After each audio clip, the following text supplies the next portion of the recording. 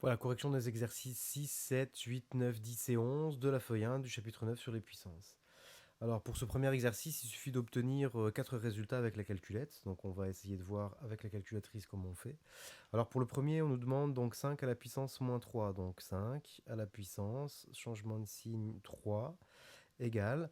Alors cette calculette affiche parfois en fait sous forme de fraction. Donc il suffit de cliquer sur cette touche avec une flèche à gauche, une flèche à droite. On obtient 0,008.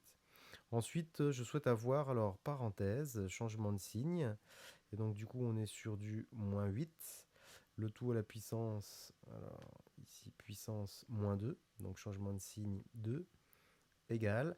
Et donc, du coup, sous forme de fraction, la même touche que tout à l'heure, on est sur 0,15625. 0,015625.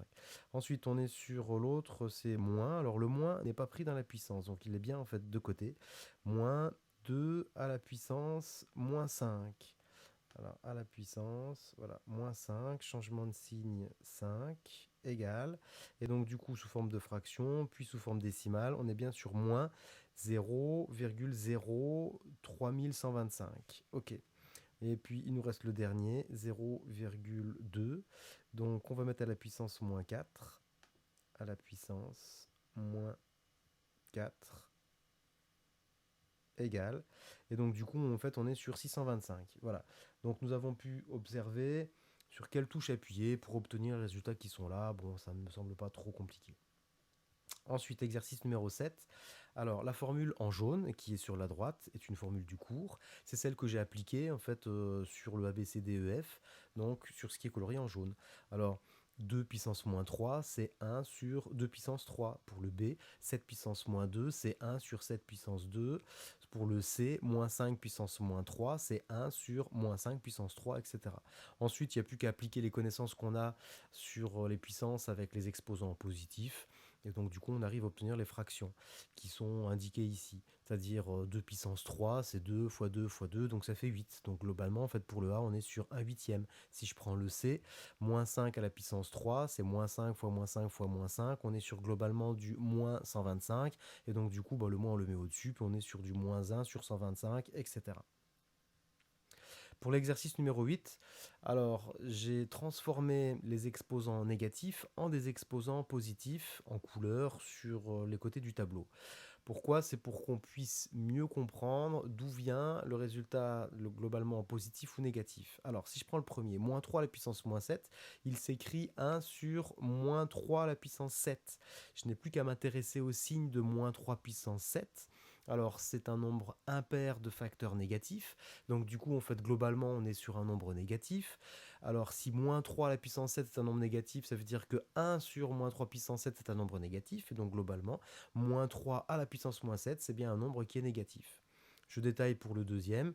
Donc on est sur moins 5,4, le tout à la puissance moins 4. On peut l'écrire 1 sur moins 5,4 à la puissance 4. Moins 5,4 à la puissance 4 est un nombre positif parce qu'il y a un nombre pair de facteurs négatifs. Donc du coup 1 sur moins 5,4 à la puissance 4 est un nombre qui est globalement positif. Donc en résumé, moins 5,4 le tout à la puissance moins 4 est donc un nombre positif. On fait de la même manière pour les autres petites questions.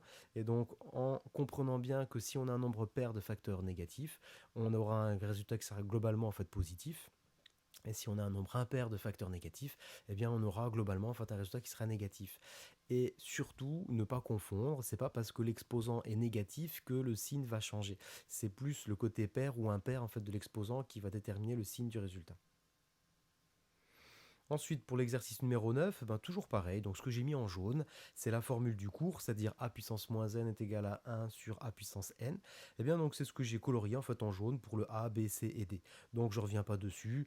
Exemple, 1 sur 2 puissance 3, et bien, ça fait 2 puissance moins 3. Ok. Maintenant, l'idée, c'est d'utiliser les connaissances qu'on a. Donc, qu'est-ce qui donne 8? C'est 2 puissance quoi? Eh ben, c'est 2 puissance, alors c'est pas 2 puissance 1, c'est pas 2 puissance 2, bah, c'est 2 puissance 3, effectivement. Donc, les connaissances sur les exposants positifs, on les applique. 3 puissance 4, ça fait 81. Moins 3 à la puissance 3, bah, ça fait moins 27. Et puis, moins 2 pardon, à la puissance 5, ça fait bien donc moins 64. Donc, on applique ces connaissances et globalement, on est sur des résultats avec des exposants négatifs et puis des nombres qui sont juste devant mais qui sont assez faciles à trouver. Pour l'exercice numéro 10, c'est pas bien compliqué. Il faut tâtonner avec la calculatrice. Donc pour 256, c'est 2 puissance quel nombre? Eh bien alors déjà on se doute que c'est un nombre, un exposant positif, mais on va tester. En fait 2 puissance 5, c'est pas assez. 2 puissance 6, c'est pas assez. 2 puissance 7, c'est pas assez. On est impatient. 2 puissance 10, eh ben, c'est trop. Et donc en tâtonnant comme ça, en fait on va tester des exposants en fait avec la calculatrice en faisant 2 puissance quelque chose, et on tombe par hasard sur le 2 puissance 8. Le 5, c'est pareil, c'est 5 puissance 6 qui donne 15 625. Donc on n'a pas de touche sur la calculatrice qui permettent en fait de rentrer 15 625, le 5, et puis qui nous donne en fait l'exposant 6, quoi. C'est pas possible. Et puis donc alors en tâtonnant, donc sur la partie de gauche, on a bien compris que les exposants étaient positifs. Sur la partie de droite, eh bien donc les nombres sont plus petits que 1, donc on se doute bien que c'est pas 5 puissance 1, ça fait 5, 5 puissance 2, ça fait 25. Donc pour avoir 0,2, en fait ça va être compliqué avec des exposants positifs.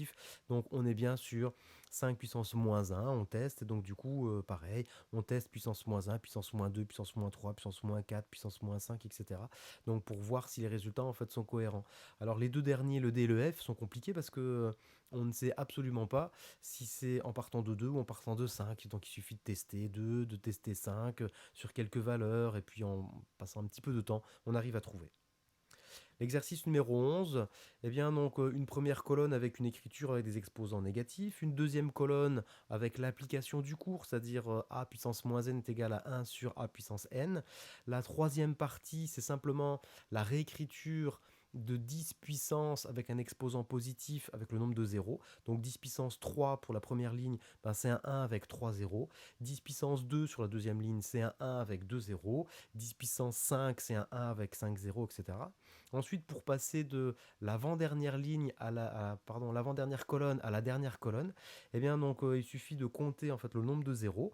Donc 1 sur 1000, il y a 3 zéros en fait dans 1000, donc il suffit en fait qu'il y ait 3 chiffres après la virgule pour que ce soit bon.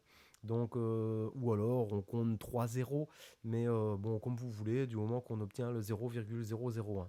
Pour la deuxième ligne 100, 2 zéros, et donc je veux deux chiffres après la virgule pour la dernière colonne.